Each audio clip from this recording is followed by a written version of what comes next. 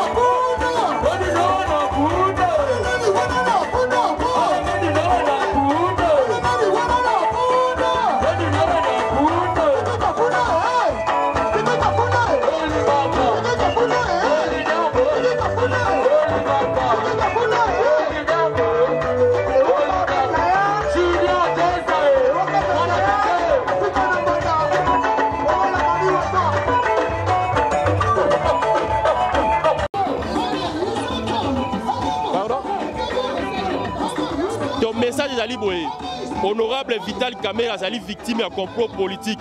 Conséquence c'est que non même na ba lieutenant ne bakangaki bango okata Daniel Massaro même mikoloza koya au mona kino batona tout bozali banda ata boka ki o 20 ans makaba lokuta dossier azali vide. Vital Kamerhe azali victime ya complot politique. D'ici là bazo libérer ba bandi ko libérer moko moko bango tout bozali banda ça faut. OK, merci.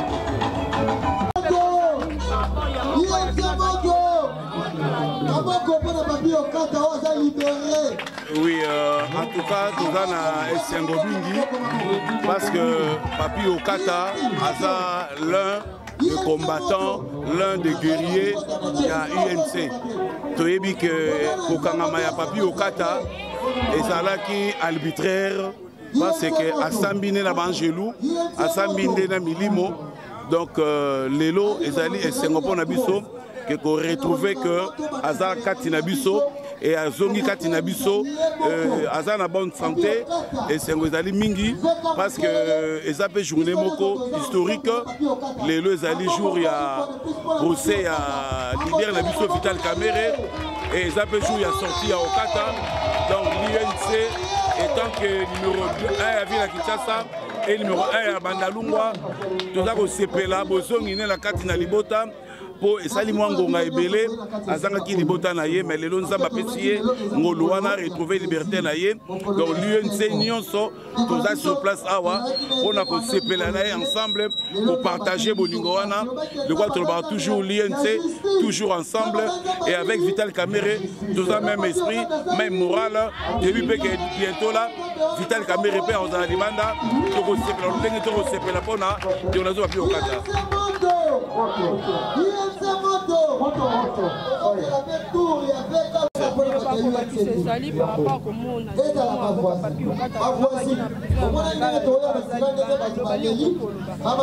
biso bakameriste bana mboka INC tolobaki Papi Okata bakangaki injustement yango lelo tozali na esengo ya komona oyo biso ndeko Okata libanda azwi liberté na ye yango tosengi na Nzambe merci na ndenge apesi biso Papi Okata na kati na biso banso azali lelo awa tokoki koloba mingi te mais tolobi toujours justice ya Nzambe izalaka tozali kozela oyo biso papa Vital Kamerhe ye pe akoki makala mingi te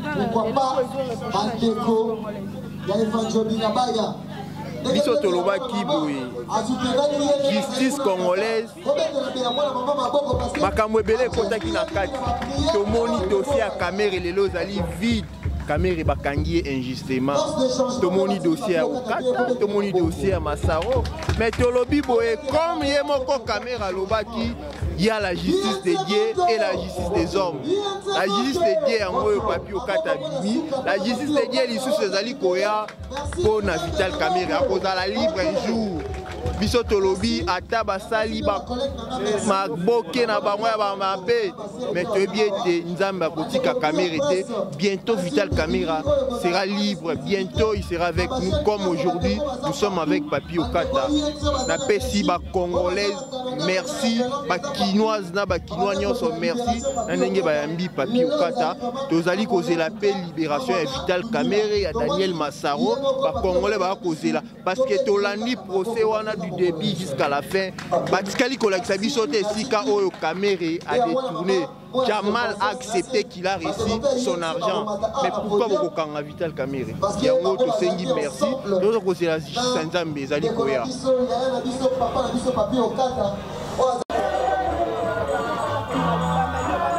Oui, na sepeli ndeko Papi Okata azalaki prisonnier politique abimi lelo yo tête haute parce que Papi Okata aza Kameriste bakangaki injustement qu'il paraît muto ya fundaka ezalaka ndeko Kisa Tshisekedi mais atikala komona na tribunal te batikala kosamba te misema zo connaît 4 mois lelo Papi Okata abimi tête haute soka azalaki caporal ngana commissaire commandant na commissaire major d'état na kata yense donc coup de chapeau na Papi Okata abundeli mboka vérité nyanga kufela ki lelo Papi Okata abimi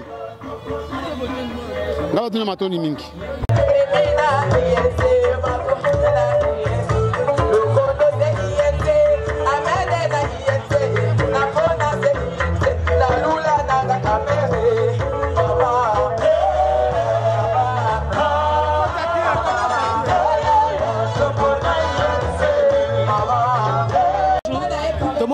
tala ndeko papier okata bauti ko libérer lelo. Et pour cela, vous avez un sentiment par rapport à Romain Ndekono à Libanda? Non, d'abord, indépendance et justice. Justice, c'est ça, il m'a dit. Et là, qui que et l'on va cancer là qui papi et ça qui a voté. De toutes les façons, tu as fait grâce. Nabilito a eu liberté provisoire. C'est pour dire que Zambaza côté la biso. Ce qui déjà moi j'ai eu bénédiction, ça veut dire que dans quelques jours, vous aurez surprise pour la Vitalo et moi. On a état de droit sali. Bon, état de droit pour ça là, n'a évité s'il faut là oui ou non. Mais le plus important en ce moment, moi quand il y a guerrier, il y a UNC, l'un des fidèles de Vital Kamerhe. Parce que Vital Kamerhe Lelo, Azana besoin de baza loyal. Au Katanyanga Zawana très loyal. A Burundi à Koti Boloko pour la Kamerhe. Lelo a Bimi. Donc fidélité n'a pas foutu. Je suis venu l'encourager parce que c'est un ami, c'est un frère. Et puis, en tant que partenaire de Vital Kamerhe, l'opportunité de soutenir Papier Okata et puis de soutenir Bandekwa UNC. Message de Yasuka. Non, message de Yasuka, tous en attitude à prière, au moment que le dossier à Kamerhe est compliqué. Ça veut dire que des éléments, il n'y en a pas. L'espoir est qu'il y ait un coup de cassation. Il faut aux analystes sur les politiciens pour nous comprendre qu'il y a un cours de cassation. De la manière que Kamerhe, de la manière que Vital Kamerhe soit liberté provisoire à continuer Moussa. Parce que la République démocratique du Congo a besoin de Kamerhe. Alors on ne peut pas l'arrêter injustement comme ça. Aujourd'hui on a compris que c'était un procès politique. Oh, papier au 4 pas qui victime. Alors le cas de papier à Bimi, c'est déjà un signal fort, ce qui veut dire que dans les jours à venir, Bolinga te, vous allez surpris. Nabet la Rabino c'était Vital Kamerhe, c'est le prochain.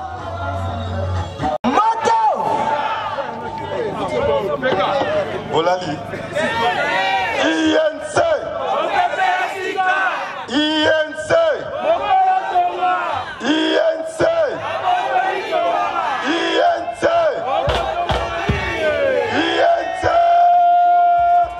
INC moto. Bango kuna pio.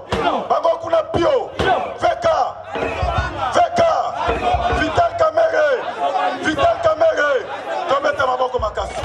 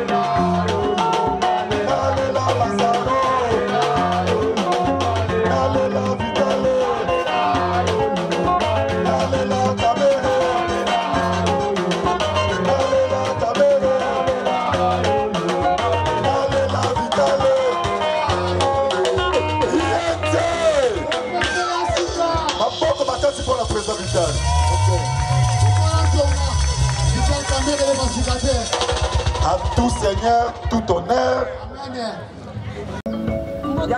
Mbote ndeko journaliste.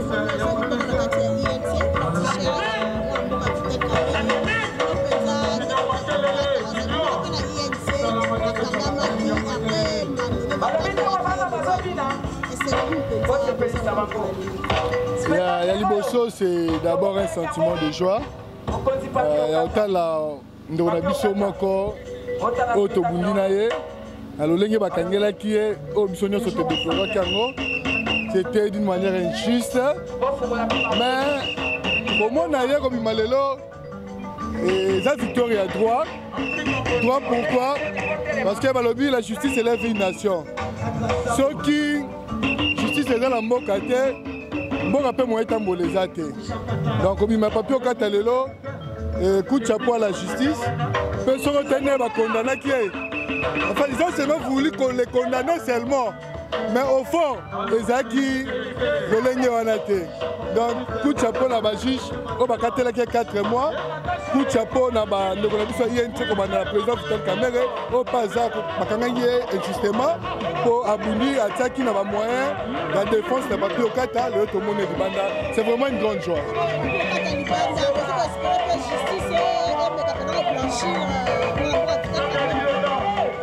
Jusqu'à preuve du contraire, dossier Vital est ravi. Ce que même jugement, il a rendu la premier degré. Oui, pourquoi procès Zaki Lelo, la cour d'appel, pourquoi Baneko prolonge en haut? Parce qu'il n'avait pas des éléments convaincants. Il faut asseoir. Le juge Wana Bam est constitué sur le Cambongo. Mais on ça là, on a. Il y a un beleli. Le petit Kelelo, oui, ça va juge. Bozana Pona Koloba Sembo. Bozana Pona Kotala, on va bien Koloba droit. Donc, ceux qui ont le but droit, et aux années qu'on a gagné. Allez faire le compteur, on a dit que c'est tel qui procède le kaki, et aux alaka passe, et puis tel l'homme a me belé avec Namboka. Parce que cet homme-là, Vital Kamerhe, qui est au centre, qui maîtrise la politique congolaise, n'est pas là. Il est empêché, au moins de Minembo. Parce qu'il n'y a que Vital qui peut maîtriser cette situation-là de Grand Lac. Mais aujourd'hui, il n'est pas là, au moins le lendemain, au moins là. Minembo et Keboye. Donc, tout ça, ça nous honore pas. Et puis, la population a la passe, tout ça, la poste à Vital Kamerhe pour continuer le combat. C'est bon. Dans la célébration, il y a des papiers au Kata Bimi en prison. Moi, Malobanaye lobby, il y a Kati, il y a Sotina en prison, et Gobangisa. Il y a une petite chose à prendre aussi sonné. Malobande tinini yo yogi malobezo bangisa yo letini yo bandela muta bangisa muninga te toza biso daya pra mama biso toza bakinois so balobi muta bangisa muninga te ça veut dire papier au Kata se sent très à l'aise ya kozala kinois ko bayaki ko enlever na ndako na ebo yebi bino nyonso bolandaki na bilili na bino ndenge nini papier au Kata se retrouvaki na prison. Alors kobima na ye ezala image te ke ndondenga bimi akotika komba na ye ya vérité parce que ti siko président na biso aza na prison o ezali nanu komba o biso na tosilicité tokozwa kimia ya kotala makambo nyonso soki président na biso akomi libanda ne ko permettre biso totala makambo nyonso totala makambo face à face na batu nyonso. Mais pour l'instant le réseau intéressé biso ezali santé ya président na biso yango bomonaki ba mama na biso ba salaki prière na interfédéral na biso ville Kinshasa parce que en réalité justice au biso INC ou be ba camériste nyonso tozozela ezali justice divine. Papier au Kata souligner point moko lobi okoki kokanga mutu na nzoto me okoka kolongola mutu pe maté yango na biso toyebi ke au-delà ya santé ou bien ya prison ba pesi président ekoki kosala ke mutu pa kufi na prison mais lokola santé zo déranger toza ba chrétien yango na totali toko courir na force ya batute yango ba mama basangani babelela nzambe po nzambe apesa nanu président makasi po so mutu aza na santé malamu te moye pa samba ekozala te bakada na bino mosusu ya INC selon les informations qui circulent sur les réseaux sociaux bakei na ngambo ya fati balinga susu koyoka makambo ya président Vital Kamerhe éviter si vous êtes ke makambo wana omoni eza information yo mutu pesi ngango naza au courant nango kaka ndenge lobi INC eza ini na yoki nanu esika moko to be communiquer moko officiel o ezo engagé INC be départ moko officiel mutalobi to yoka ka tso muta démissionner mon lettre ye a démissionné mais na ba cadre nyonso banda na secrétaire général na biso AI biso moko ba corps ba responsable ya ba structure na biso nyonso boyoki lobi ba mikolo lekana ki ba maman ba sali prière boya bomoni ba camériste nyonso ba structure tendance ba culture ba structure na biso tout ba maman ba jeune ba tout nyonso bazaki représenter toyoki esika moko te même papier okato mutu azalaki na prison asilisi mando na ye na prison asali nini azongeli biso po biso nyonso tozala biso tolobaka INC toujours ensemble.